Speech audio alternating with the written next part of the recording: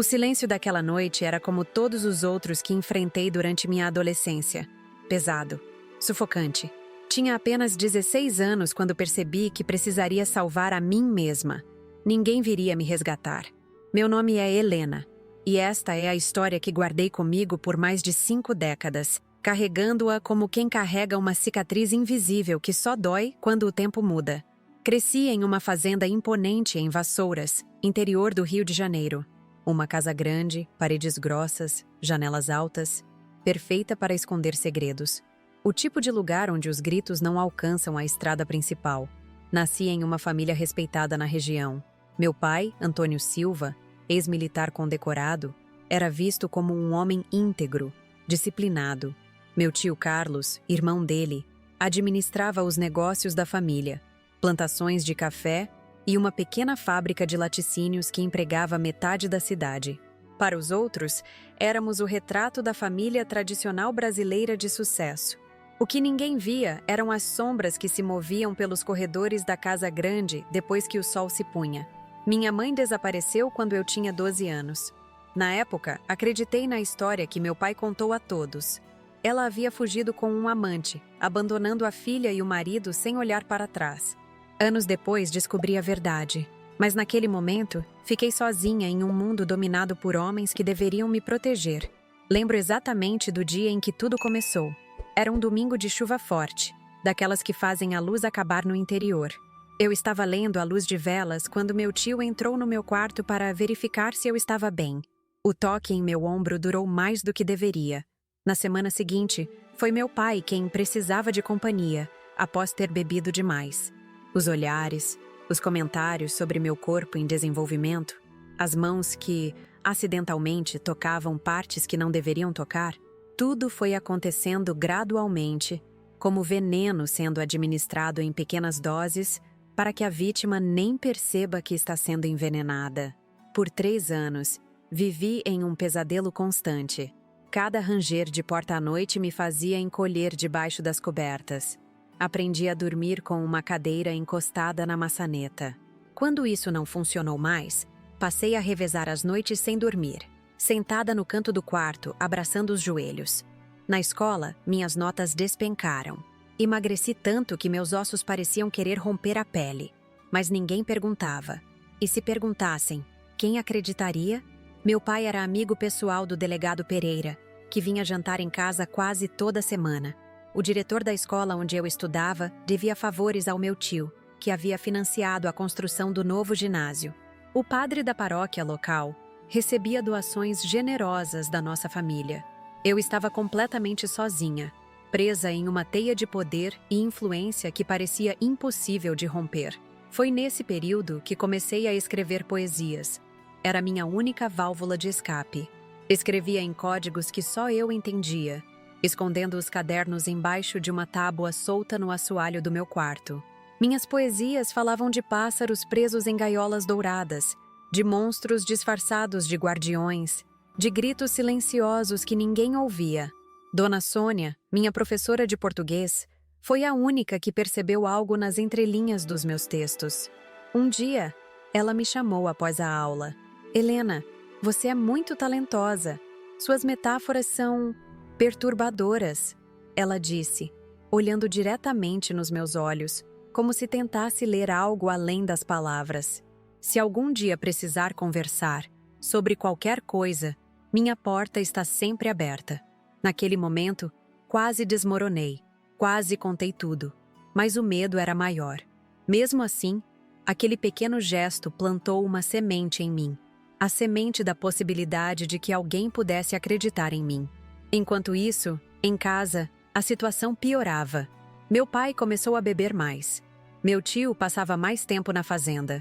Os abusos se tornaram mais frequentes, mais violentos. Eu tinha pesadelos acordada, flashbacks durante as aulas. Comecei a pensar em fugir. Mas para onde? Com que dinheiro? Quem me acolheria contra a palavra de 2 homens poderosos? Também pensei em acabar com tudo. Havia um rio profundo nos fundos da propriedade. Quantas vezes fiquei na margem, olhando a água escura, calculando quanto tempo levaria para o oxigênio deixar meus pulmões. Mas algo dentro de mim se recusava a desistir. uma raiva surda, uma indignação que crescia a cada dia. Foi no inverno de 1998, poucos meses antes do meu aniversário de 17 anos, que algo mudou. Dona Sônia me chamou novamente após a aula. Dessa vez, ela tinha um pacote nas mãos. "Isso é para você, Helena, para registrar suas poesias", ela disse, entregando-me um pequeno gravador de fita cassete. Às vezes é mais fácil falar do que escrever. Naquele instante, algo despertou em mim. Não era apenas um gravador, era uma arma, uma forma de documentar, de provar o que estava acontecendo. Agradeci com um abraço demorado, o primeiro contato humano genuíno que tinha em anos. Acho que ela percebeu, pois seus olhos marejaram. "Você não está sozinha, Helena", ela sussurrou. "Lembre-se disso." Naquela noite, deitada na cama, olhando para o pequeno aparelho, comecei a imaginar possibilidades. E se eu pudesse gravar as conversas deles? E se pudesse documentar as ameaças, as insinuações, os momentos em que falavam sobre o que faziam comigo como se fosse normal? E se eu pudesse, de alguma forma, expor tudo isso? Foi assim que comecei a planejar minha vingança. Não seria rápida, nem simples. Precisaria ser meticulosa, calculada, à prova de falhas. Porque eu só teria uma chance. Se falhasse, sabia que não viveria para tentar novamente. Durante os meses seguintes, escondi o gravador em diferentes lugares da casa. Debaixo da mesa de jantar, atrás de livros na estante, no vaso de plantas da sala.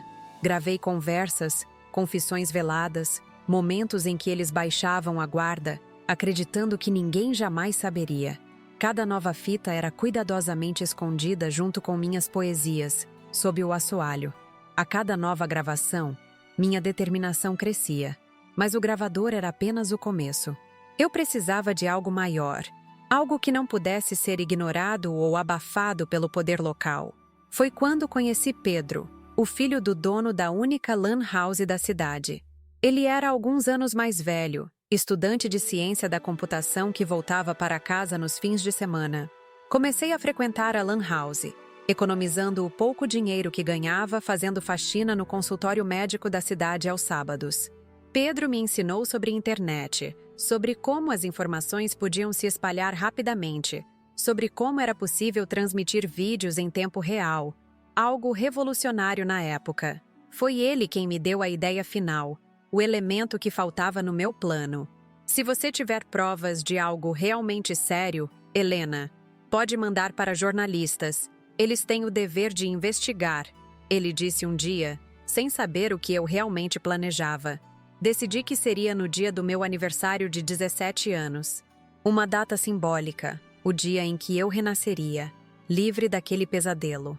Convenci meu pai e meu tio a comemorarem comigo, algo que nunca faziam. Disse que queria preparar um jantar especial só para nós três. Eles concordaram, provavelmente vendo nisso uma oportunidade. Nos dias anteriores, finalizei os preparativos. Pedro me emprestou 2 câmeras pequenas e me ensinou a conectá-las à internet. Consegui o sonífero no consultório onde trabalhava. O médico sempre deixava amostras grátis na gaveta, raramente notando quando alguma sumia. Testei as câmeras escondidas, verifiquei o sinal de internet, cronometrei quanto tempo o sonífero levaria para fazer efeito baseado no peso deles. Na véspera do grande dia, quase desisti. O medo era paralisante. E se algo desse errado? E se eles descobrissem? Passei a noite em claro, tremendo, rezando, eu que já nem acreditava mais em Deus. Mas quando o sol nasceu, algo dentro de mim se fortaleceu. Lembrei de todas as noites de terror, de todos os momentos em que desejei morrer, de todas as vezes que me senti completamente sozinha e desamparada. Não podia permitir que aquilo continuasse. Não podia permitir que eles fizessem o mesmo com outras meninas depois de mim. Naquela manhã, me olhei no espelho e não reconheci a pessoa que vi. Não era mais a menina assustada. Eram os olhos de uma mulher determinada a fazer justiça. Foi nesse momento que soube, com absoluta certeza, que seguiria adiante com meu plano, independente das consequências. E foi assim que, na noite do meu aniversário de 17 anos, preparei a mesa de jantar com nossas melhores louças, acendi velas Vesti meu único vestido bonito. Quando meu pai e meu tio chegaram, sorri como nunca havia sorrido antes. Servi a bebida favorita deles, um uísque caro que meu pai guardava para ocasiões especiais. No deles, o sonífero que dissolveria facilmente no álcool. No meu copo, apenas suco de uva que parecia vinho na luz das velas. Enquanto esperávamos o jantar que eu havia preparado, brindamos. Ao seu futuro, Helena, disse meu pai, sem saber que o futuro começaria naquela mesma noite, de uma forma que nenhum deles poderia imaginar. O uísque fez efeito mais rápido do que eu esperava. Vi os olhos deles ficando pesados, as palavras começando a se arrastar. Meu tio foi o primeiro a tentar se levantar, cambaleando. Tem algo errado com essa bebida, ele murmurou, segurando na borda da mesa para se equilibrar. Meu pai tentou focalizá-lo, mas seus próprios olhos já não obedeciam. Foi quando percebi que meu plano estava realmente funcionando. Anos de terror estavam prestes a terminar. Mas para contar como cheguei a esse ponto, preciso voltar um pouco no tempo. A fazenda em Vassouras era um lugar bonito para quem via de fora. Tínhamos plantações de café que se estendiam até onde a vista alcançava. Gado de raça, cavalos, puro sangue. A casa principal ficava no topo de uma colina, com uma vista privilegiada de todo o vale. Construída no século XIX por meu bisavô, tinha aquela arquitetura colonial típica, varandas largas, cômodos amplos, tetos altos. Quando criança, eu costumava brincar pelos corredores, me esconder nos vãos das escadas, explorar o sótão cheio de móveis antigos e baús misteriosos. Minha mãe, Carolina, era uma mulher bonita e culta. Pianista, havia estudado no Conservatório de Música no Rio de Janeiro. Foi lá que conheceu meu pai, em um baile de gala. Ela me contava essa história como um conto de fadas. O oficial galardo que a conquistou com sua postura impecável e conversas sobre literatura russa. Casaram-se em 1980 e eu nasci um ano depois. As primeiras lembranças que tenho são felizes. Minha mãe ao piano, ensinando-me as primeiras notas. Meu pai, ainda na ativa do exército, voltando para casa nos fins de semana com presentes das cidades por onde passava. Éramos, ou pelo menos parecíamos ser, uma família normal e feliz. Tudo mudou quando meu pai se aposentou do exército, por volta de 1992. Ele voltou definitivamente para a fazenda e com ele veio meu tio Carlos. O irmão mais velho havia administrado as propriedades da família durante a ausência do meu pai e supostamente continuaria ajudando agora que ambos moravam lá. Foi quando comecei a notar as primeiras rachaduras no casamento dos meus pais. Meu pai começou a beber pesado. Não era o tipo de bêbado expansivo, que canta e ri. Era o oposto. Silencioso, remoendo pensamentos obscuros, explodindo em acessos de raiva por motivos insignificantes. Uma louça fora do lugar, um barulho durante seu cochilo da tarde, uma refeição que não estava do seu agrado. Qualquer coisa podia desencadear sua fúria. Minha mãe tentava esconder o que acontecia, mas as paredes da casa não eram tão grossas assim. Eu ouvia as discussões, os gritos, o som de objetos sendo quebrados. De manhã, ela aparecia com maquiagem mais pesada do que o normal, cobrindo marcas que eu era jovem demais para compreender completamente. Meu tio Carlos era diferente. Sempre sorridente, sempre com um elogio na ponta da língua, sempre me trazendo doces da cidade. Minha sobrinha favorita, ele dizia, embora eu fosse sua única sobrinha. Quando eu tinha uns 11 anos, comecei a notar algo estranho em seu comportamento. A forma como seus olhos me seguiam pela casa, como suas mãos demoravam um pouco mais que o necessário quando me abraçava. Os comentários sobre como eu estava ficando mocinha. Foi nessa época que minha mãe começou a mudar também. Ela, que sempre fora elegante e cheia de vida, tornou-se uma sombra silenciosa que deslizava pelos cantos da casa. O piano ficou empoeirado. As aulas de música que me dava foram se tornando mais raras, até cessarem completamente. Eu a flagrava chorando em cantos escondidos da casa, ou olhando para o horizonte com os olhos vazios, como se planejasse uma fuga. Numa manhã de domingo, acordei e ela não estava mais lá. Todas as suas roupas, seus livros, suas partituras, tudo havia desaparecido. Meu pai anunciou durante o café da manhã, com uma frieza que me gelou por dentro, que minha mãe havia nos abandonado, fugido com um professor de música da cidade, segundo ele, que ela não nos amava o suficiente para ficar, que agora éramos apenas nós três, ele, meu tio e eu. Chorei por dias. Escrevi cartas que nunca pude enviar, pois não sabia para onde. Liguei para as poucas amigas que ela tinha na cidade, mas ninguém sabia de nada, ou pelo menos era o que diziam.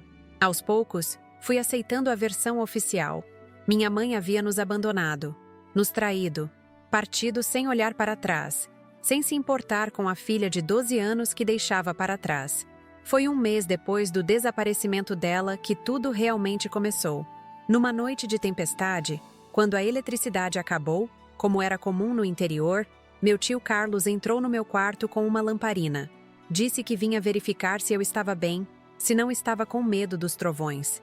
Sentou-se na beira da minha cama, afagou meus cabelos, falou que eu era especial, que estava se tornando uma moça muito bonita. Sua mão, que começou no meu cabelo, desceu pelo meu rosto, meu pescoço, e continuou descendo. Congelei. Não sabia como reagir, o que dizer, o que fazer. Era meu tio, o irmão do meu pai, um adulto que deveria me proteger. Quando finalmente consegui pedir para ele parar, ele riu. Um riso baixo, quase um rosnado. Sua mãe também dizia pare. Mas no fundo ela gostava. Todas vocês gostam. Ele saiu do quarto deixando-me em estado de choque. Passei a noite inteira acordada, tremendo, tentando entender o que havia acontecido, tentando processar suas palavras sobre minha mãe. Seria possível? Teria sido esse o motivo da sua fuga? Na manhã seguinte, evitei olhar para meu tio durante o café. Ele agia normalmente, como se nada tivesse acontecido. Pensei em contar ao meu pai, mas algo me dizia que ele não acreditaria em mim. Ou pior, que ele já sabia. Minha intuição estava certa. Não demorou muito para que meu pai também começasse. Sempre à noite, sempre depois de beber. Ele era mais brutal, menos sutil que meu tio. Não havia palavras doces, nem pretextos elaborados. Apenas ordens para que eu ficasse quieta. Ameaças do que aconteceria se eu contasse a alguém. Quem acreditaria em você contra mim? Ele dizia. Sou Antônio Silva. Conheço o delegado, o juiz, o prefeito. Você é apenas uma menina problemática que ainda sofre pelo abandono da mãe. E ele estava certo. Quem acreditaria em mim? A cidade inteira respeitava meu pai e meu tio. A família Silva era uma instituição em Vassouras. Gerações e gerações de poder, de influência. Fazendeiros, políticos, militares. Eu era apenas uma adolescente perturbada, segundo a narrativa que eles criariam se eu ousasse falar. Assim começaram os 3 anos mais longos da minha vida. 3 anos de terror diário, de não saber qual porta se abriria durante a noite, de dormir com um olho aberto. 3 anos em que aprendi a me dissociar, a separar minha mente do meu corpo durante os abusos, a flutuar para longe enquanto aquilo acontecia. Na escola, meu desempenho despencou. Eu, que sempre fora uma das melhores alunas, mal conseguia me concentrar nas aulas. Tinha olheiras permanentes. Perdi tanto peso que minhas costelas se tornaram visíveis sob as blusas. Alguns professores demonstraram preocupação, mas quando chamavam meu pai para reuniões, ele sempre tinha a explicação perfeita. Eu estava passando por uma fase difícil por causa do abandono da minha mãe. Estava rebelde, problemática. Ele estava fazendo o melhor que podia como pai solteiro. E todos acreditavam nele. O respeitável Antônio Silva, ex-militar condecorado, produtor rural exemplar, viúvo dedicado criando sozinho uma filha adolescente difícil. Como duvidar de tamanha figura de autoridade? Foi nesse período que comecei a escrever poesias como forma de escape. Não podia ser direta. Se eles encontrassem algo explícito, eu seria punida severamente. Então desenvolvi um sistema de metáforas e símbolos.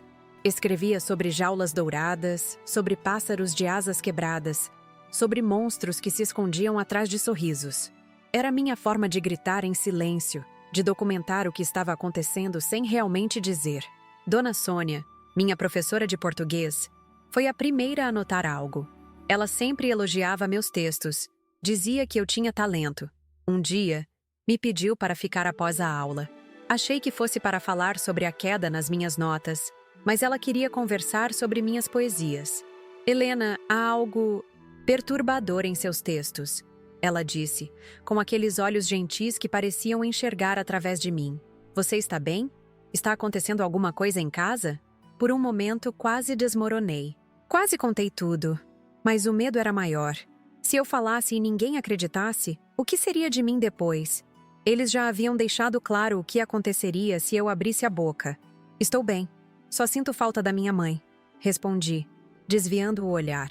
Dona Sônia não insistiu, mas me disse algo que ficou comigo. Minha porta está sempre aberta, Helena, para qualquer coisa. E às vezes, quando não podemos falar diretamente, encontramos outras formas de comunicar a verdade. Aquelas palavras plantaram uma semente em mim. A ideia de que poderia haver outras formas de revelar a verdade, de buscar ajuda. Mas como? Quem me ajudaria contra a palavra de dois homens tão poderosos? A resposta veio meses depois, quando Dona Sônia me presenteou com o gravador. Para registrar suas poesias, ela disse, mas havia algo em seu olhar, uma mensagem silenciosa que eu compreendi imediatamente. Ela suspeitava. Talvez não soubesse exatamente o que acontecia, mas suspeitava que algo estava muito errado. O gravador mudou tudo. De repente, eu tinha uma arma, uma forma de documentar, de provar. Comecei a escondê-lo em diferentes lugares da casa, gravando conversas, confissões veladas, momentos em que eles falavam sobre o que faziam comigo como se fosse algo normal, aceitável. Uma das gravações mais devastadoras foi uma conversa entre meu pai e meu tio na varanda, em uma noite de bebedeira.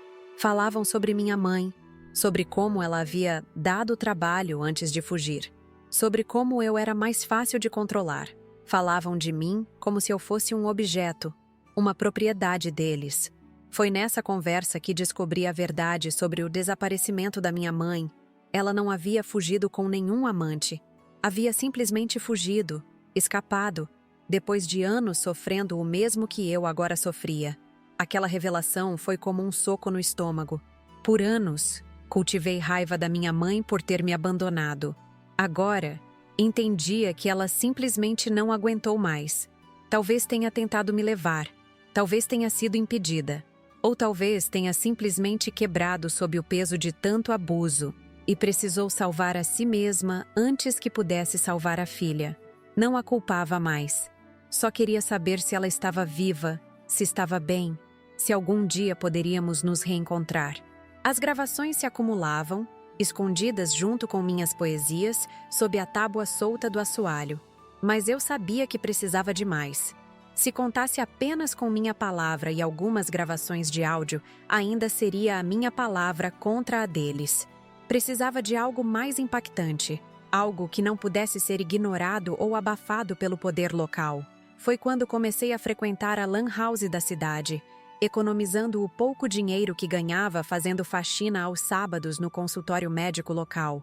Lá, conheci Pedro, o filho do dono, alguns anos mais velho que eu, estudante de ciência da computação que voltava para casa nos fins de semana. Ele me ensinou sobre a internet, sobre como as informações podiam se espalhar rapidamente, sobre como era possível transmitir vídeos em tempo real, algo revolucionário em 1998. Se você tiver provas de algo realmente sério, pode mandar para jornalistas, ele me disse um dia, sem saber o que eu realmente planejava. Eles têm o dever de investigar. E se for grave o suficiente, nem mesmo pessoas poderosas conseguem abafar. Aquela era a peça que faltava no meu plano. Uma forma de expor tudo de uma vez, para um público amplo demais para ser silenciado. Uma forma de garantir que, mesmo que algo acontecesse comigo, a verdade viria à tona. Pedro me emprestou 2 câmeras pequenas, do tipo usado para videoconferências, ainda raras e caras na época. Me ensinou a configurá-las, a conectá-las à internet, a transmitir imagens. Disse que eram para um projeto escolar. Ele não fazia ideia do que eu realmente planejava, mas foi um instrumento essencial para que meu plano pudesse funcionar. Escolhi a data do meu aniversário de 17 anos propositalmente. uma data simbólica, o dia em que eu renasceria, livre daquele pesadelo. Convenci meu pai e meu tio a comemorarem comigo, algo que nunca faziam. Disse que queria preparar um jantar especial só para nós três. Eles concordaram, provavelmente vendo nisso mais uma oportunidade para abusar de mim. No consultório médico onde trabalhava aos sábados, consegui o sonífero. O médico sempre deixava amostras grátis de medicamentos em uma gaveta, raramente notando quando alguma sumia. Peguei o suficiente para garantir que ambos ficariam inconscientes pelo tempo necessário. Nos dias anteriores ao meu aniversário, testei as câmeras escondidas, verifiquei a conexão com a internet, cronometrei quanto tempo o sonífero levaria para fazer efeito baseado no peso deles. Tudo precisava ser perfeito. Eu só teria uma chance. E assim chegamos novamente àquela noite. Eu, servindo uísque com sonífero para meu pai e meu tio, brindando ao meu futuro, vendo os olhos deles ficando pesados, as palavras se arrastando. Quando ambos estavam completamente inconscientes, comecei a agir. Amarrei-os firmemente às cadeiras com cordas que havia escondido previamente sob a mesa. Posicionei as câmeras estrategicamente, ativei a transmissão online. Um link que seria enviado automaticamente para uma lista de e-mails que eu havia preparado. Jornalistas, autoridades federais, ONGs de proteção a menores. Quando eles começaram a despertar, confusos e atordoados, ainda sob efeito parcial do sonífero, eu estava pronta. Com as gravações em mãos, confrontei-os. Coloquei os áudios para tocar. Fiz perguntas diretas, implacáveis. E eles, ainda desorientados, sem perceber que estavam sendo filmados e transmitidos ao vivo, confirmaram tudo. Confessaram os abusos. Falaram sobre minha mãe. Revelaram a teia de proteção que tinham construído na cidade. O que eles não sabiam é que naquele exato momento, dezenas de pessoas assistiam online. Amigos da escola que eu havia avisado para acessar o link, jornalistas curiosos sobre a estranha mensagem recebida, autoridades que haviam sido alertadas. Em questão de horas, a história explodiu. A transmissão foi salva, copiada, compartilhada. Não havia mais como voltar atrás. As primeiras horas após a transmissão ao vivo foram caóticas. Meu pai e meu tio, quando finalmente compreenderam o que estava acontecendo, alternavam entre ameaças violentas e súplicas patéticas. "Você não sabe o que fez", gritava meu pai, enquanto tentava se soltar das cordas. "Desligue isso agora e talvez possamos resolver em família." Meu tio, sempre mais calculista, tentava uma abordagem diferente. "Helena, querida, você está confusa. Nós só queríamos o seu bem. Pense na nossa família, na nossa reputação." Mas era tarde demais. O telefone da fazenda começou a tocar incessantemente. Primeiro, foram os vizinhos mais próximos, alertados por conhecidos que tinham visto a transmissão. Depois, jornalistas locais. Por fim, repórteres de grandes veículos do Rio de Janeiro. Não atendi nenhuma ligação. Mantive-me firme, diante das câmeras, confrontando meus abusadores com cada evidência que havia coletado meticulosamente ao longo dos meses. Mostrei as gravações onde eles discutiam o que faziam comigo como se fosse normal. Exibi as ameaças gravadas, as confissões veladas, os momentos de descuido onde revelavam seus verdadeiros rostos. A cada nova evidência, via o horror crescendo nos olhos deles. Não pelo que haviam feito, mas por estarem sendo expostos publicamente. "Você acha que alguém vai acreditar em você?" Meu pai tentou uma última vez, sua voz um misto de fúria e desespero. "Somos os Silva. Esta cidade é nossa há gerações. Não é mais apenas a cidade que está assistindo", respondi com uma calma que nem eu sabia que possuía. "É o Brasil inteiro." E eu não estava exagerando. A transmissão, que começou sendo assistida por algumas dezenas de pessoas, rapidamente alcançou milhares. Pedro, meu amigo da Lan House, me ligou do campus universitário onde estudava. "Helena, é uma loucura! O link que você me mandou está sendo compartilhado em todo lugar. Tem gente de outros estados, até de outros países assistindo. O servidor quase caiu." Foi quando ouvi o som de helicópteros sobrevoando a fazenda. Olhei pela janela e vi luzes de viaturas policiais subindo a estrada que levava até a Casa Grande. Não era a polícia local, eram viaturas da Polícia Federal. chamadas por autoridades que haviam assistido à transmissão e compreendido a gravidade da situação. O delegado Augusto Pereira foi o primeiro a entrar, liderando a equipe. Não era o delegado local, amigo do meu pai, mas um homem de meia idade, expressão severa, vindo diretamente de Brasília. Lembro-me de seu olhar quando entrou na sala de jantar e viu a cena. 2 homens amarrados a cadeiras, uma adolescente pálida segurando um gravador, câmeras posicionadas estrategicamente.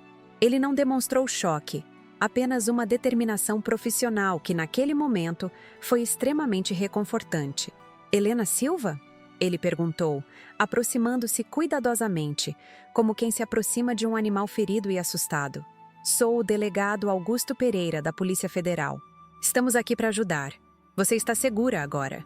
Foi só então que permiti que as lágrimas viessem. Não eram lágrimas de tristeza ou medo, mas de alívio. Depois de 3 anos vivendo em terror constante, finalmente alguém estava ali para me proteger. Alguém com autoridade suficiente para enfrentar o poder local que tinha protegido meu pai e meu tio por tanto tempo. As horas seguintes foram um borrão de depoimentos, exames médicos, assistentes sociais. Fui levada para um local seguro, enquanto meu pai e meu tio eram conduzidos para a prisão federal em Brasília. A casa foi isolada como cena de crime. As gravações, tanto de áudio quanto a transmissão ao vivo, foram incorporadas como evidências. No dia seguinte, a história estava em todos os jornais. O Jornal Nacional dedicou quase metade de seu tempo à cobertura do caso. Adolescente expõe abuso familiar em transmissão ao vivo, diziam as manchetes. Meu rosto foi preservado, minha identidade protegida por ser menor de idade, mas a história em si era detalhada o suficiente para chocar o país. O que mais surpreendeu a todos não foi apenas a natureza dos abusos, mas a rede de proteção que existia em torno dos abusadores. À medida que a investigação avançava, descobriu-se que o delegado local, o juiz da comarca e até mesmo o prefeito sabiam ou, no mínimo, suspeitavam do que acontecia na fazenda do Silva. Todos haviam optado por olhar para o outro lado, protegendo os poderosos em detrimento de uma adolescente vulnerável. Uma semana após a transmissão, recebi uma visita inesperada no abrigo onde estava hospedada. Era Dona Sônia, minha professora de português, acompanhada por uma mulher que, inicialmente, não reconheci. Quando a mulher se aproximou, removendo os óculos escuros, quase desmaiei. Era minha mãe, Carolina. O reencontro foi tão doloroso quanto libertador. Nos abraçamos, choramos juntas por horas. Ela me contou sua história, como havia sido abusada por anos, como tentou me proteger, como foi ameaçada de morte se tentasse me levar quando fugiu.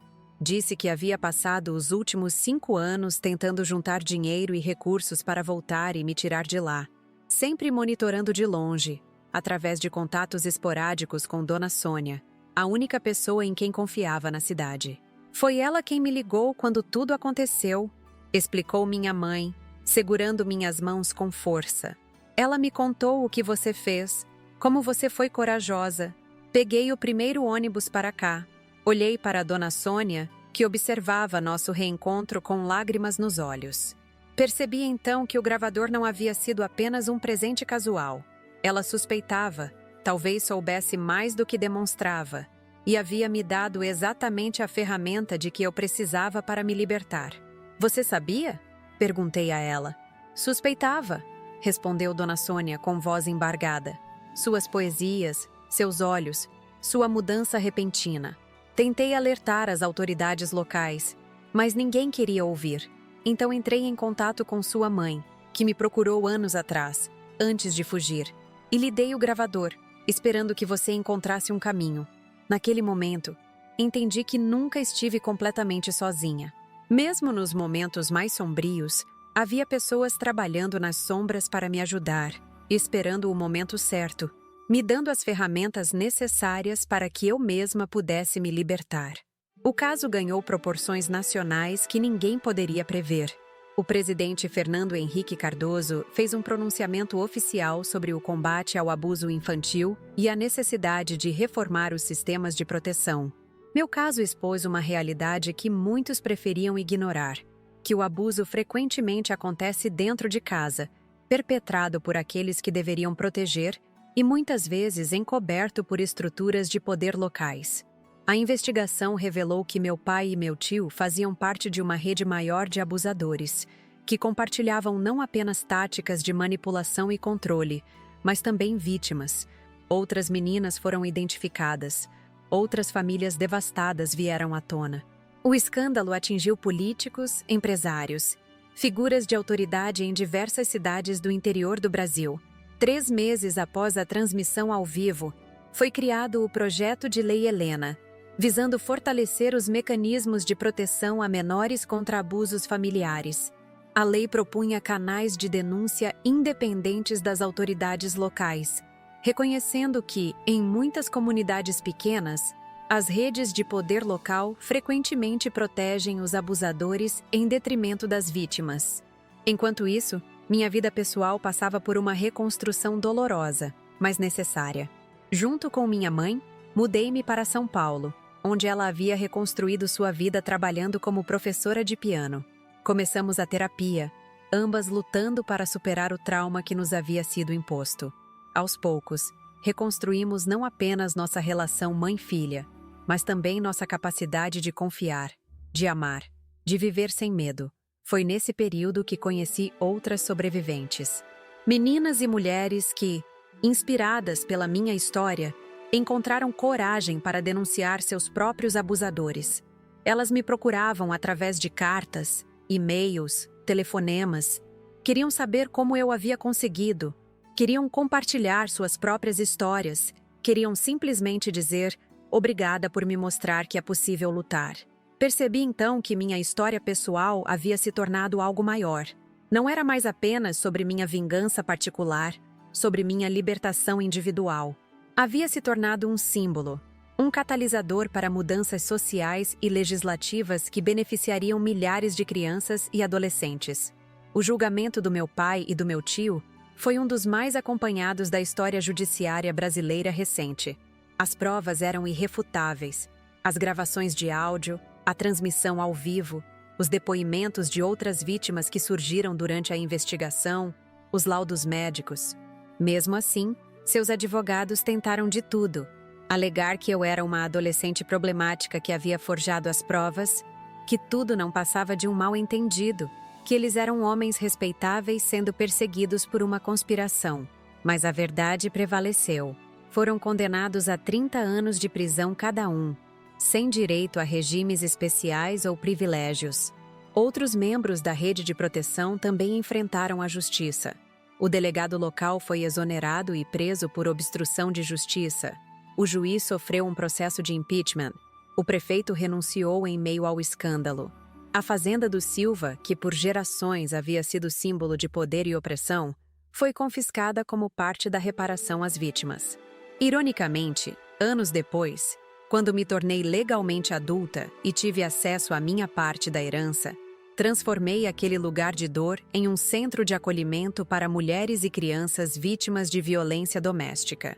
O delegado Augusto Pereira, que liderou a operação naquela noite fatídica, tornou-se uma presença constante em minha vida, inicialmente como uma figura protetora, depois como mentor, e eventualmente, anos mais tarde, como algo mais. Sua integridade, seu compromisso inabalável com a justiça, me ajudaram a reconstruir minha capacidade de confiar em figuras masculinas de autoridade. Nos casamos quando eu tinha 25 anos, depois que concluí minha formação em Direito, inspirada por tudo o que havia vivido. Mas estou adiantando demais minha história. Voltando àqueles primeiros meses após a exposição, foram tempos de muita dor, mas também de cura.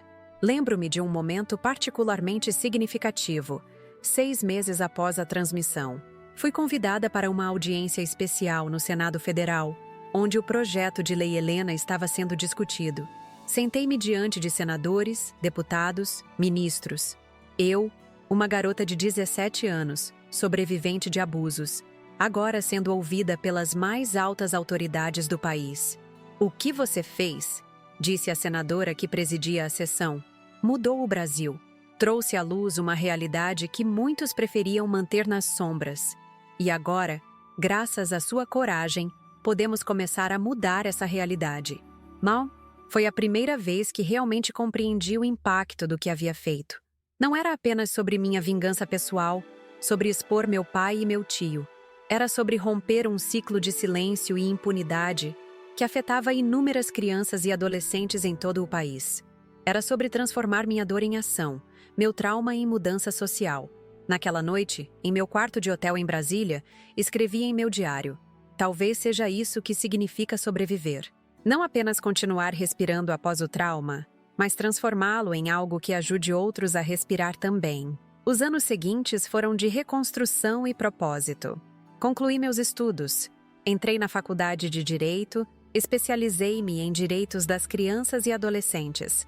Junto com minha mãe e Dona Sônia, fundei a ONG Projeto Helena, dedicada a oferecer apoio jurídico, psicológico e social a jovens vítimas de abuso. Com o passar dos anos, a organização cresceu, tornou-se uma das maiores do país em sua área de atuação. O gravador que Dona Sônia me deu, aquele pequeno objeto que mudou minha vida, hoje está exposto no memorial da ONG, um lembrete de como as ferramentas mais simples, nas mãos certas e no momento certo, podem catalisar mudanças monumentais.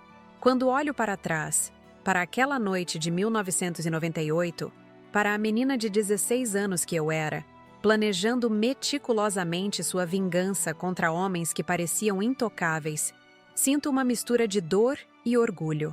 Dor pelo que vivi, pelo que tantas outras crianças e adolescentes ainda vivem. Orgulho por não ter desistido, por ter encontrado uma forma de transformar minha tragédia pessoal em um movimento por justiça que transcendeu minha própria história.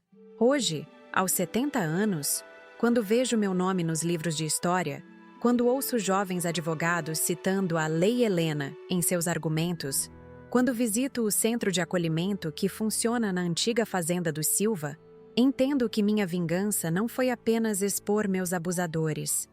Foi muito além disso. Foi romper um ciclo de silêncio e impunidade que durava gerações. Foi transformar um local de dor em um espaço de cura e esperança.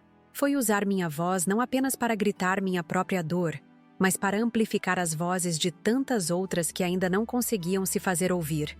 É por isso que decidi, depois de tantos anos, compartilhar minha história completa neste canal. Porque sei que há outras Helenas assistindo, outras meninas e meninos presos em situações que parecem sem saída, outros sobreviventes lutando para reconstruir suas vidas após o trauma. Quero que saibam que não estão sozinhos, que há esperança além da dor, que é possível não apenas sobreviver, mas transformar o sofrimento em algo maior, em algo que ajude outros a encontrar seu próprio caminho para a libertação. Quando aquelas câmeras começaram a transmitir naquela noite de 1998, eu não poderia imaginar o quanto aquele ato de coragem e desespero mudaria não apenas minha vida, mas a de tantas outras pessoas. Não poderia prever que, de um dos momentos mais sombrios da minha existência, nasceria uma luz que iluminaria o caminho para tantos outros sobreviventes. E talvez seja essa a maior vingança de todas. Não apenas punir os culpados, mas transformar completamente a narrativa. Passar de vítima silenciada a agente de mudança. Usar a própria dor como combustível para uma revolução silenciosa, mas profunda, que continua a reverberar décadas depois. Nos dias que antecederam meu aniversário de 17 anos, vivi em um estado de alerta constante. Cada passo do meu plano precisava ser executado com precisão milimétrica. Um único erro poderia não apenas fazê-lo falhar, mas colocar minha própria vida em risco. Meu pai e meu tio não teriam piedade se descobrissem o que eu planejava. A manhã daquele dia, 15 de setembro de 1998, começou como qualquer outra. Acordei cedo, preparei o café da manhã para os três, como de costume. Meu pai já estava na varanda, bebendo seu café preto enquanto lia o jornal local. Meu tio havia saído para verificar algo na plantação, mas voltaria para o almoço.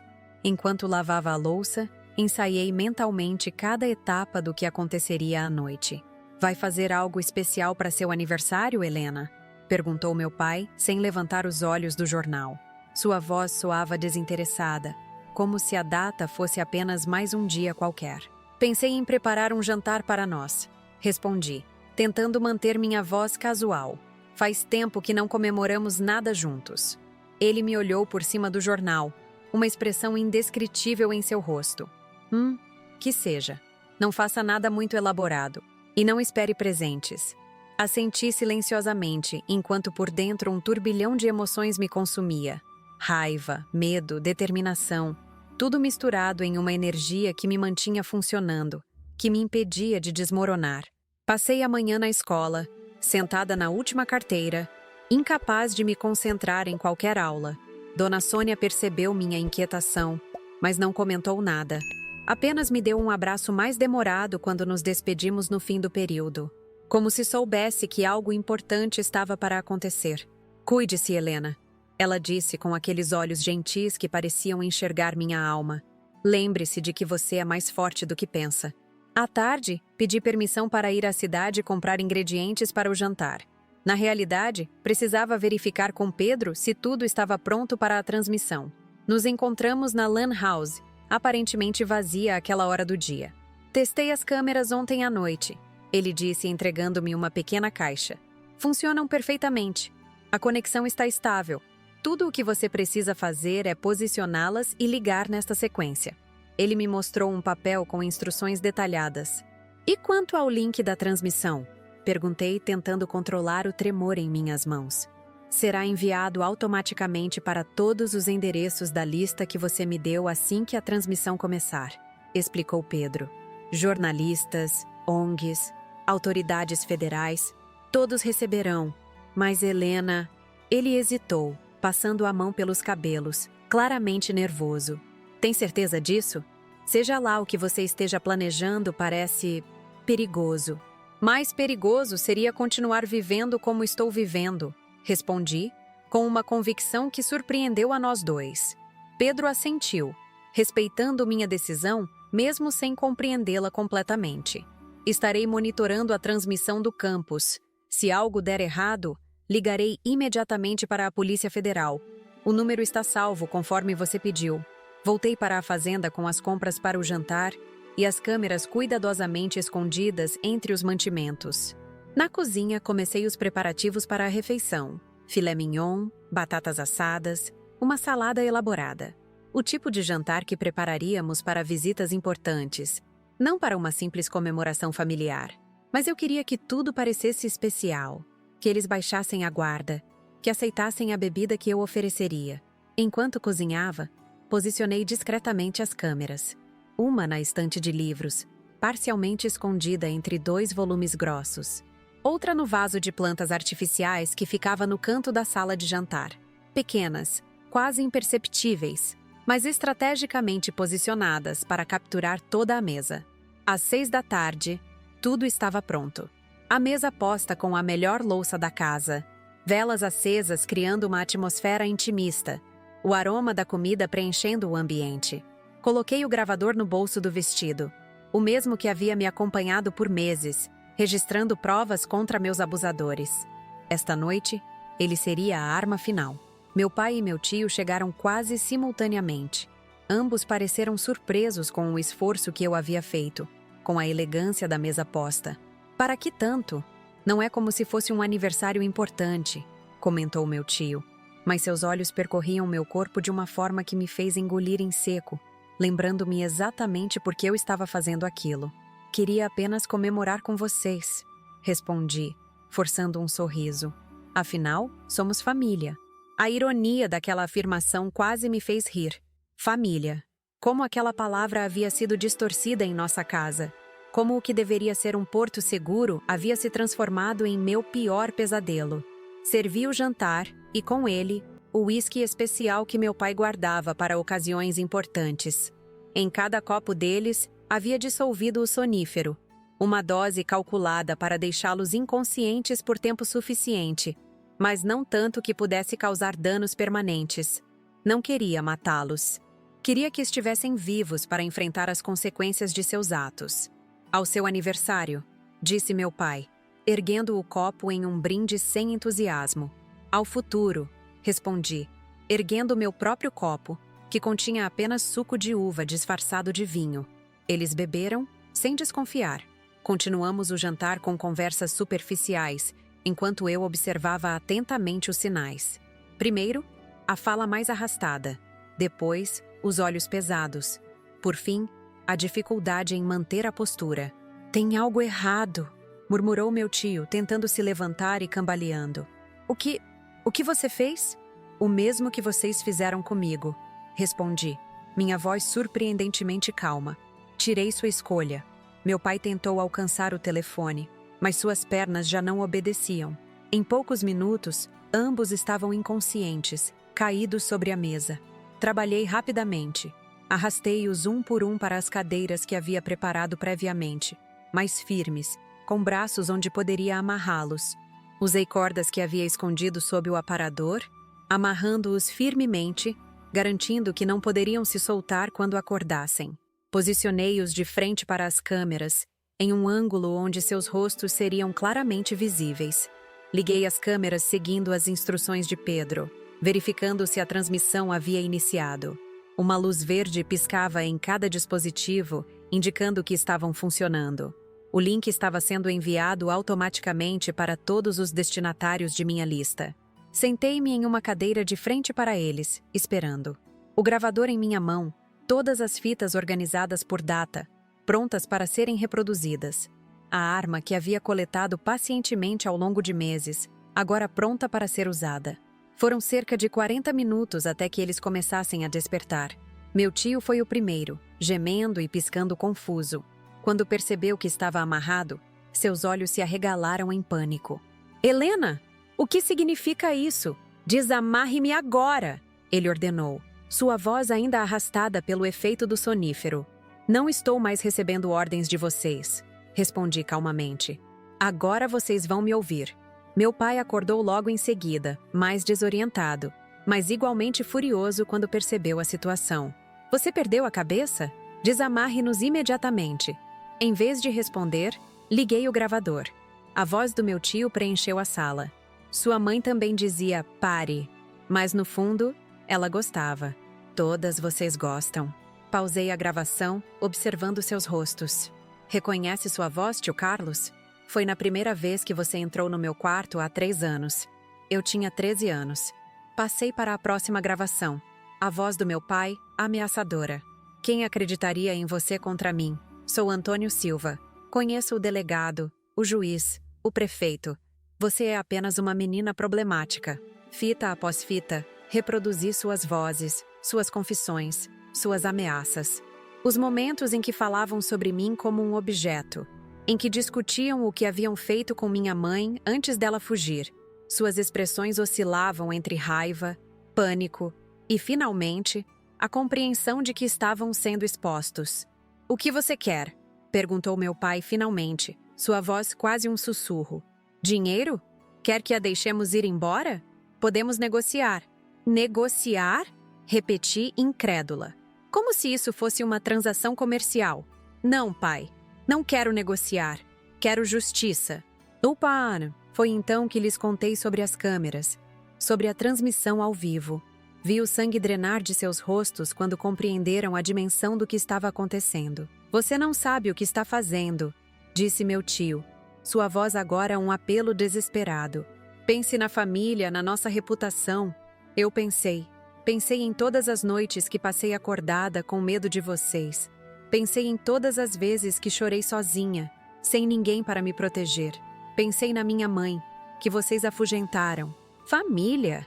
Que família, tio Carlos? Vocês destruíram qualquer significado que essa palavra pudesse ter.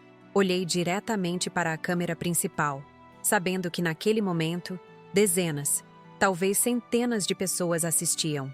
Meu nome é Helena Silva. Tenho 17 anos hoje. Por 3 anos, fui abusada pelo meu pai e meu tio, Antônio e Carlos Silva, donos da Fazenda Silva em Vassouras, Rio de Janeiro. Estou transmitindo isso porque todas as autoridades locais estão sob influência deles. Porque não tenho mais para onde correr. Porque quero que o Brasil inteiro saiba o que acontece nesta casa, atrás das portas fechadas.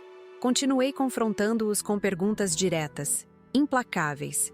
E eles, ainda parcialmente sob efeito do sonífero, confundidos pela súbita inversão de poder, responderam, confessaram, tentaram se justificar, imploraram, ameaçaram. Mas tudo estava sendo gravado, transmitido, testemunhado por um público que crescia a cada minuto. Não sei exatamente quanto tempo durou aquela sessão. Perdi a noção do tempo, mergulhada em um estado quase hipnótico de confrontação. Só voltei à realidade quando ouvi o som de helicópteros e viaturas se aproximando. O telefone da casa tocava incessantemente, mas eu não atendia.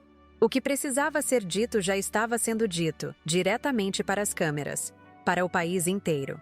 Quando a porta foi aberta com um estrondo e os agentes da Polícia Federal invadiram a sala, liderados pelo delegado Augusto Pereira, senti um alívio tão profundo que minhas pernas fraquejaram.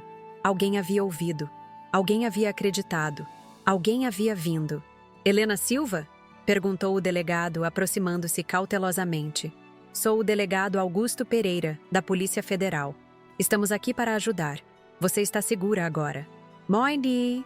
Entreguei-lhe o gravador e as fitas, explicando brevemente o que continham. Apontei para as câmeras, explicando sobre a transmissão ao vivo. Vi seu olhar de espanto, seguido de uma compreensão profissional do que estava diante dele. Você mostrou uma coragem extraordinária, ele disse, enquanto uma agente feminina colocava um cobertor sobre meus ombros. Mas agora deixe que cuidemos disso. Você fez sua parte.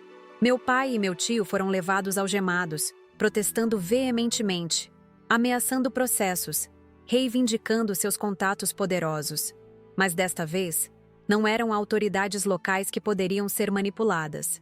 Era a Polícia Federal, respondendo diretamente a Brasília, a um escândalo que já estava tomando proporções nacionais. Fui levada para um local seguro, uma casa de acolhimento em uma cidade vizinha.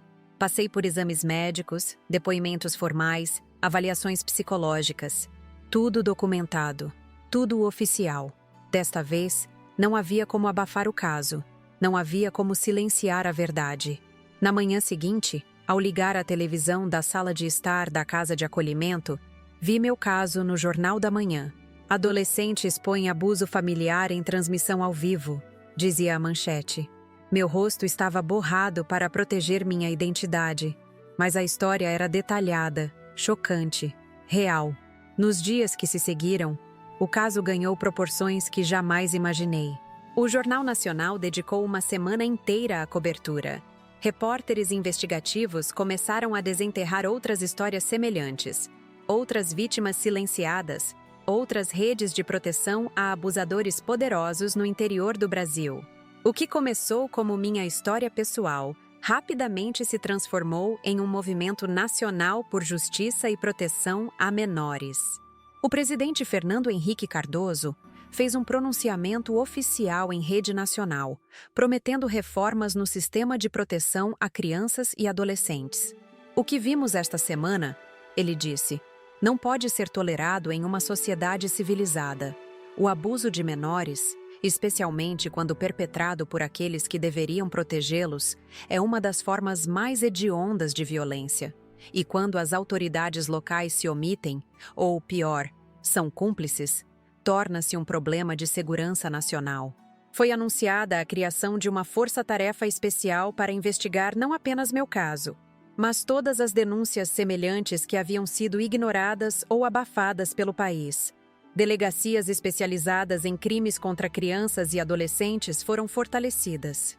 Linhas diretas de denúncia, que contornavam as autoridades locais e reportavam diretamente a órgãos federais, foram estabelecidas. A repercussão internacional também foi imensa. Jornais e emissoras de televisão de outros países noticiaram o caso. Organizações internacionais de direitos humanos enviaram representantes ao Brasil. Minha história, anônima mas poderosa, cruzou fronteiras, despertando debates sobre abuso infantil, estruturas de poder e impunidade em todo o mundo. Uma semana após a transmissão, recebi a visita que mudaria minha vida para sempre. Dona Sônia veio à casa de acolhimento, acompanhada por uma mulher que, a princípio, não reconheci. Quando ela tirou os óculos escuros e vi seus olhos, os mesmos que os meus, quase desmaiei. Era minha mãe, Carolina, de volta após 5 anos. Nosso reencontro foi um turbilhão de emoções. Alegria, dor, culpa, alívio. Choramos juntas por horas, compartilhando nossas histórias, compreendendo finalmente o que cada uma havia vivido. Ela me contou como havia sido abusada por anos, como tentou me proteger, como foi ameaçada de morte quando finalmente decidiu fugir. Eles disseram que se eu tentasse te levar, nos matariam a ambas. Ela explicou, segurando minhas mãos com força. Eu não tinha dinheiro, não tinha para onde ir. Fugi apenas com a roupa do corpo, pensando que talvez, se eu conseguisse me estabelecer em algum lugar, poderia voltar para te buscar. Ela me contou como havia chegado a Belém do Pará, como havia recomeçado do zero, dando aulas de piano, economizando cada centavo que podia. Como manteve contato esporádico com Dona Sônia, a única pessoa em quem confiava na cidade, para saber como eu estava. Foi ela quem me ligou quando tudo aconteceu, disse minha mãe, olhando com gratidão para minha professora. Assim que viu a transmissão, soube que era hora de me trazer de volta. Olhei para Dona Sônia, percebendo pela primeira vez o papel crucial que ela havia desempenhado em toda a história. Não apenas me dando o gravador, a ferramenta que me permitiu documentar os abusos, mas mantendo um canal aberto com minha mãe, trabalhando silenciosamente para um dia nos reunir. Você planejou tudo isso? Perguntei a ela, entre lágrimas de gratidão. Não, respondeu Dona Sônia com um sorriso triste. Apenas lhe dei as ferramentas. A coragem para usá-las sempre foi sua, Helena. O abraço de minha mãe, após 5 anos de separação, foi como finalmente voltar para casa. Um lugar que eu nem sabia que existia, mas que meu coração reconheceu instantaneamente. Nos dias que se seguiram ao nosso reencontro, começamos o doloroso processo de reconstrução. Não apenas de nosso relacionamento mãe-filha, mas de nossas identidades individuais, tão profundamente marcadas pelo trauma. Permaneci na casa de acolhimento por mais 2 semanas, enquanto os trâmites legais eram resolvidos. Minha mãe alugou um pequeno apartamento na cidade vizinha para estar perto de mim durante esse período. Todas as manhãs, ela vinha me visitar, trazendo livros, partituras de piano, pequenos presentes que simbolizavam o tempo perdido. Aos poucos, fomos reaprendendo a ser família. Uma palavra que, durante tanto tempo, havia significado apenas dor e traição. Enquanto isso, o caso continuava a reverberar por todo o país. Meu pai e meu tio permaneciam detidos em uma prisão federal em Brasília, enquanto a investigação se aprofundava. O que começou com minha denúncia pessoal rapidamente se expandiu, revelando uma rede muito maior de crimes e cumplicidades. 1 mês após a transmissão ao vivo, o delegado Augusto Pereira veio pessoalmente me atualizar sobre os desdobramentos. Sentamos na pequena sala da casa de acolhimento, minha mãe ao meu lado, segurando minha mão. A investigação revelou muito mais do que esperávamos, ele explicou, seu rosto sério, mas gentil. Seu pai e seu tio não eram casos isolados. Eles faziam parte de uma rede de abusadores que se estendia por várias cidades do interior. Homens poderosos, fazendeiros, políticos, empresários, que não apenas cometiam abusos, mas protegiam uns aos outros. Ele me mostrou documentos, fotos, depoimentos de outras vítimas que haviam encontrado coragem para falar após verem minha história na televisão. Meninas de outras fazendas, de outras famílias respeitáveis, que haviam passado pelo mesmo pesadelo que eu. O que você fez, continuou o delegado, não foi apenas se libertar. Você abriu uma porta para que muitas outras também pudessem se libertar.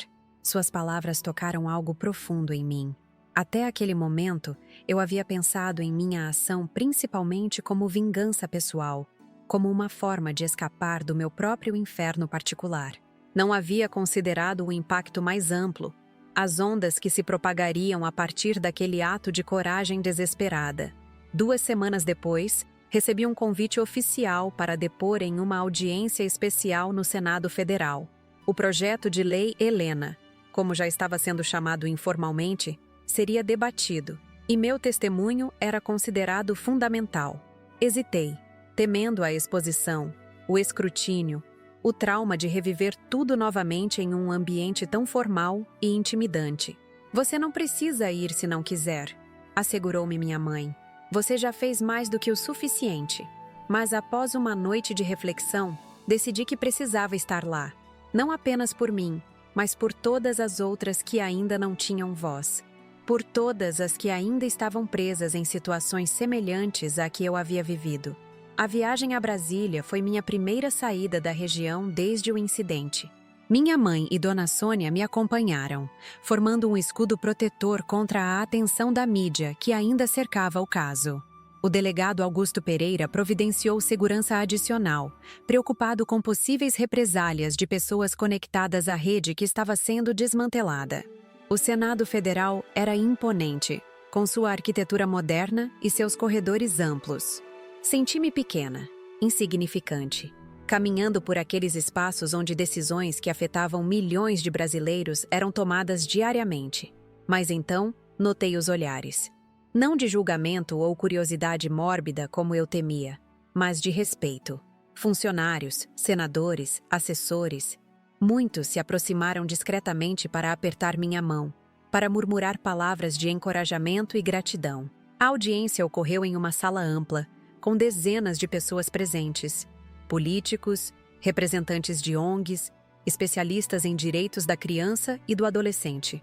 Quando chegou minha vez de falar, minha voz inicialmente falhou.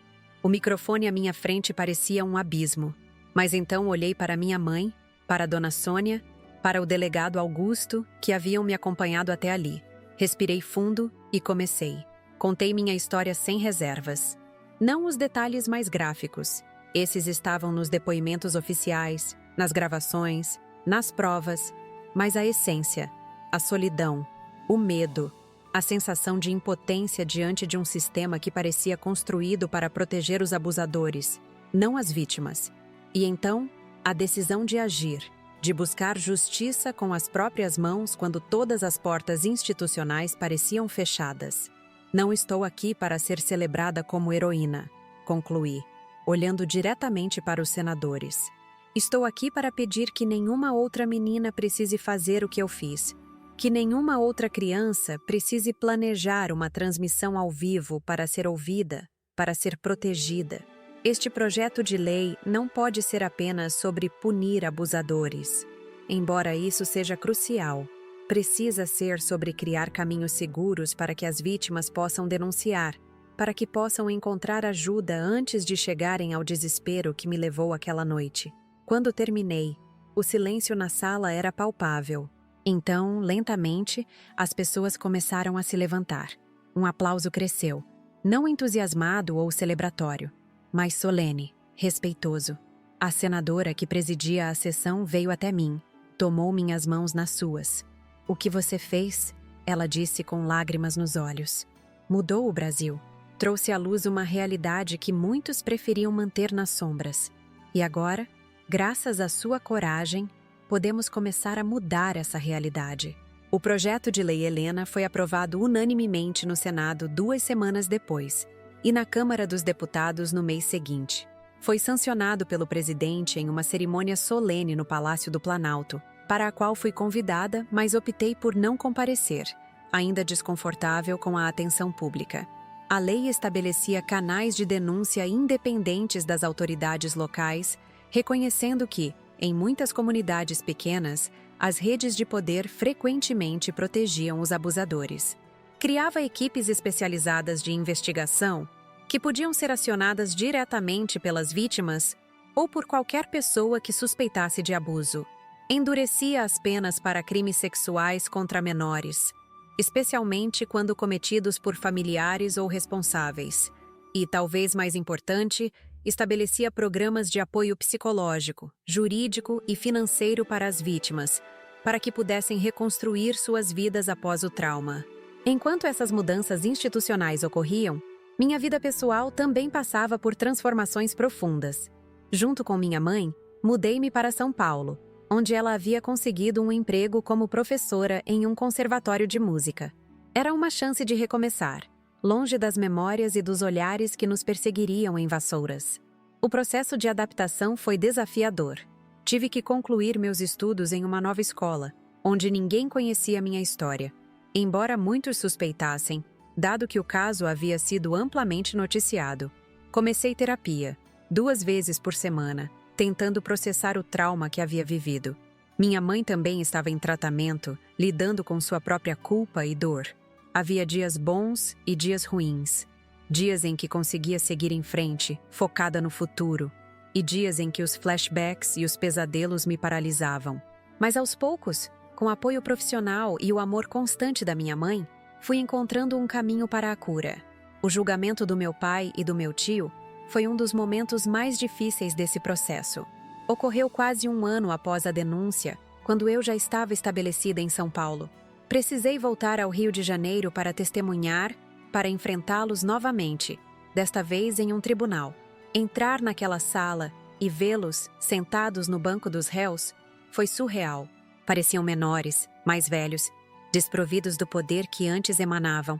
Meu pai mantinha a postura militar, o olhar desafiador, mas meu tio parecia completamente derrotado. Quando nossos olhares se cruzaram, ele desviou primeiro, um pequeno triunfo que carreguei comigo. Meu testemunho durou horas.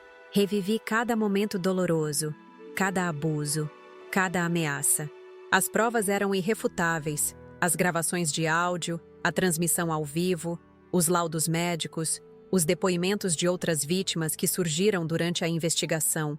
Mesmo assim, a defesa tentou de tudo. Alegar que eu era uma adolescente problemática, que havia forjado as provas, que tudo não passava de uma vingança por algum castigo trivial. Mas a verdade prevaleceu. Foram condenados a 30 anos de prisão cada um, sem direito a regimes especiais ou privilégios. Outros membros da rede de abusadores e de proteção também enfrentaram a justiça. O delegado local, o juiz da comarca, políticos e empresários que haviam se beneficiado do silêncio e da impunidade. Quando a sentença foi proferida, não senti a explosão de alegria ou alívio que esperava. Em vez disso, senti um tipo diferente de libertação, como se um capítulo longo e doloroso finalmente estivesse sendo encerrado, permitindo que um novo começasse. Nos anos que se seguiram, dediquei-me aos estudos com uma intensidade quase obsessiva. Concluí o ensino médio com notas exemplares e ingressei na Faculdade de Direito da Universidade de São Paulo, uma das mais prestigiadas do país. Queria entender o sistema que havia falhado comigo, para então poder mudá-lo de dentro para fora. Durante a faculdade, comecei a receber cartas, e-mails, mensagens de outras sobreviventes.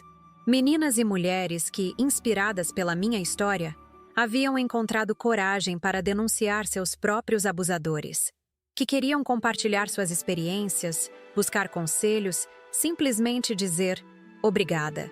Percebi que havia uma necessidade urgente de um espaço seguro para essas pessoas, um lugar onde pudessem receber apoio jurídico, psicológico e social, sem enfrentar os mesmos obstáculos que eu havia enfrentado. Foi assim que nasceu a ideia do Projeto Helena, uma ONG dedicada a oferecer suporte abrangente a jovens vítimas de abuso. Comecei pequeno, com reuniões em salas emprestadas e voluntários dedicados. Minha mãe foi a primeira a se juntar, oferecendo apoio emocional às famílias. Dona Sônia, que havia se aposentado e se mudado para São Paulo para ficar perto de nós, coordenava programas educacionais. O delegado Augusto Pereira, com quem mantive contato ao longo dos anos, nos auxiliava nas questões legais e de segurança. Com o tempo, o projeto cresceu. Conseguimos financiamento de fundações internacionais, apoio de celebridades que haviam se sensibilizado com a causa, doações de pessoas comuns que queriam fazer a diferença. Abrimos nossa primeira sede própria 5 anos após minha formatura, um prédio modesto em um bairro central de São Paulo, onde oferecíamos atendimento jurídico gratuito, terapia, grupos de apoio, cursos profissionalizantes para vítimas que precisavam reconstruir suas vidas. E então, 7 anos após a transmissão que mudou tudo, recebi uma notícia que mudaria minha vida novamente. A Fazenda Silva, que havia sido confiscada como parte das reparações às vítimas, estava sendo leiloada. Senti um impulso inexplicável de recuperar aquele lugar. Não por nostalgia ou apego, mas para transformá-lo em algo completamente novo. Usei minha parte da herança, que havia sido liberada quando completei 21 anos, para fazer um lance. Houve alguma resistência. Pessoas na cidade que ainda mantinham lealdade à antiga ordem. Mas o simbolismo era poderoso demais para ser ignorado. A menina que havia fugido daquela fazenda retornava agora como proprietária, com planos de transformação. Onde antes existia a Casa Grande, local de tantas memórias dolorosas, construímos o primeiro centro rural de acolhimento do Projeto Helena. Um espaço amplo, luminoso, acolhedor, com dormitórios para mulheres e crianças que precisavam de um lugar seguro para recomeçar. Nas terras que antes produziam café para enriquecer abusadores, implementamos programas de agricultura sustentável que geravam renda para as famílias acolhidas. A transformação da fazenda foi simbólica da transformação que eu mesma havia experimentado. De vítima a sobrevivente, de sobrevivente a agente de mudança. O local que havia sido palco de tanto sofrimento, agora servia como um farol de esperança. Um testemunho vivo de que é possível ressignificar até mesmo as experiências mais traumáticas. Ao longo dos anos, o Projeto Helena se expandiu por todo o Brasil. Abrimos centros em outras cidades, formamos parcerias com universidades, hospitais, órgãos públicos. Nosso trabalho foi reconhecido internacionalmente, servindo de modelo para iniciativas semelhantes em outros países. A lei que levava meu nome se tornou referência em legislação de proteção a menores, citada em tribunais, estudada em faculdades de direito. Em meio a todo esse trabalho, também construí minha vida pessoal. O relacionamento com minha mãe, inicialmente frágil e permeado por culpas não expressas, fortaleceu-se com o tempo, transformando-se em uma parceria sólida baseada em respeito mútuo e compreensão profunda. Dona Sônia tornou-se uma segunda mãe, uma presença constante e amorosa que sempre acreditou em mim, mesmo nos momentos mais sombrios. E o delegado Augusto Pereira, que havia entrado em minha vida naquela noite fatídica, tornou-se muito mais do que um aliado profissional. Nossa relação evoluiu lentamente, com respeito pelos traumas que eu carregava, pela diferença de idade, pelas complexidades de nossas histórias entrelaçadas. Nos casamos quando eu tinha 25 anos, em uma cerimônia simples no jardim do Centro de Acolhimento da antiga Fazenda Silva, um local onde o sofrimento havia dado lugar à renovação. Hoje, aos 70 anos, olhando para trás, vejo o longo caminho percorrido. Vejo a menina assustada que fui, a adolescente desesperada que tomou nas próprias mãos a busca por justiça, a jovem determinada a transformar sua dor em mudança social, a mulher que construiu uma vida significativa a partir das cinzas do trauma. Vejo também as milhares de vidas tocadas pelo trabalho do Projeto Helena ao longo de 5 décadas. As crianças que cresceram protegidas pela lei que leva meu nome. As mulheres que encontraram refúgio em nossos centros de acolhimento. Os profissionais formados em nossos programas, que agora espalham a mesma mensagem de proteção e empoderamento em suas próprias comunidades. Se há uma lição que aprendi em toda essa jornada, é que nossas histórias mais dolorosas podem se tornar nossas maiores fontes de força, que o sofrimento, quando transformado em ação, pode gerar ondas de mudança que se propagam muito além de nossas vidas individuais.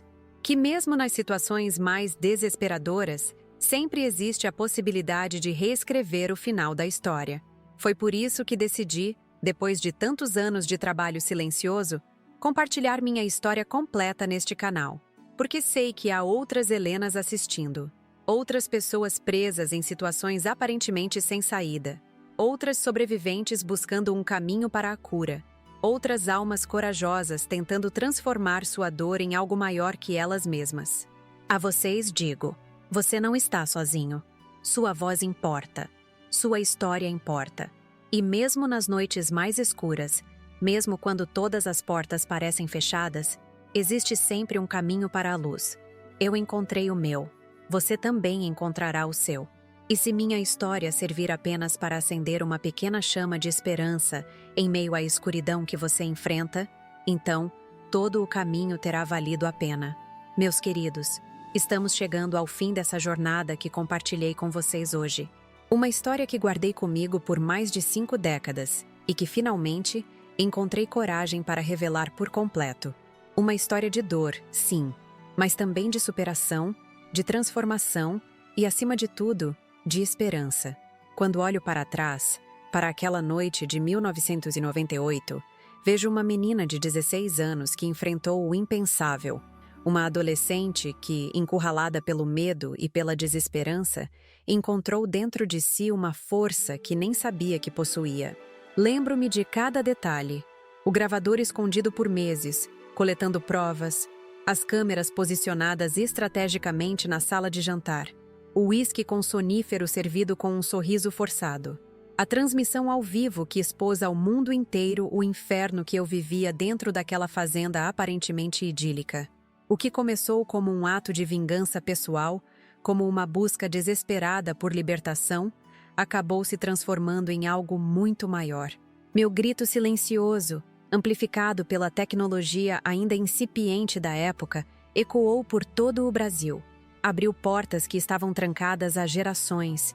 Expôs não apenas meus abusadores, meu próprio pai e meu tio, mas toda uma rede de cumplicidade e silêncio que protegia homens poderosos em detrimento de vítimas vulneráveis. A repercussão foi imediata e avassaladora. Jornais, telejornais, revistas, todos falavam sobre o caso da Menina da Fazenda, como fui chamada inicialmente. O presidente da República fez um pronunciamento em rede nacional. Autoridades federais intervieram, contornando o poder local corrompido. Meu pai e meu tio foram presos, julgados e condenados a 30 anos de cadeia cada um. Mais importante que tudo isso foi o impacto legislativo. O projeto de lei Helena, aprovado unanimemente no Congresso Nacional, mudou para sempre a forma como o Brasil lida com denúncias de abuso infantil. Criou canais diretos para as vítimas, independentes das autoridades locais. Estabeleceu programas de apoio psicológico, jurídico e financeiro. Endureceu penas. Salvou incontáveis vidas ao longo das décadas. Minha história pessoal também foi de reconstrução. O reencontro com minha mãe, que havia fugido anos antes para escapar do mesmo pesadelo, foi o primeiro passo de uma longa jornada de cura. Juntas, mudamos para São Paulo, onde tive a chance de recomeçar, de ser apenas Helena. Não a vítima, não o símbolo, apenas uma jovem tentando reconstruir sua vida. Os estudos foram meu refúgio. Me formei em Direito, determinada a entender e mudar o sistema que havia falhado comigo.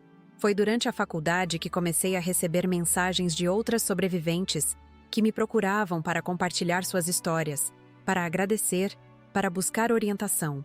Foi assim que nasceu o Projeto Helena, a ONG que se tornaria minha vida e meu legado. Começamos pequenos, com reuniões em salas emprestadas e voluntários dedicados. Hoje, 50 anos depois, o projeto possui centros em todo o Brasil, atendendo milhares de pessoas anualmente. Oferecemos apoio jurídico, psicológico, abrigo seguro, capacitação profissional, tudo o que eu gostaria de ter tido quando estava naquela situação desesperadora. Talvez o momento mais simbólico dessa jornada tenha sido quando readquiri a Fazenda Silva, o local de tantos pesadelos, e a transformei no primeiro centro rural de acolhimento do projeto. Onde antes existia uma casa de horrores, ergueu-se um farol de esperança. Nas terras que testemunharam tanto sofrimento, floresceu uma comunidade de cura e renovação. Ao longo dessa jornada, também construí minha vida pessoal. Meu relacionamento com minha mãe se fortaleceu, superando a distância e as culpas não expressas. Dona Sônia, a professora que me deu o gravador e manteve contato secreto com minha mãe, tornou-se uma segunda mãe para mim. E o delegado Augusto Pereira, o homem que entrou naquela sala de jantar na noite fatídica e disse: "Você está segura agora?", eventualmente se tornou meu marido, meu companheiro na vida e na luta por justiça. Compartilho tudo isso não para ser celebrada como heroína. Nunca me vi assim. Compartilho porque sei que neste exato momento existem outras Helenas assistindo. Pessoas presas em situações que parecem impossíveis, sem saída, sem esperança. A vocês, quero dizer, você não está sozinho.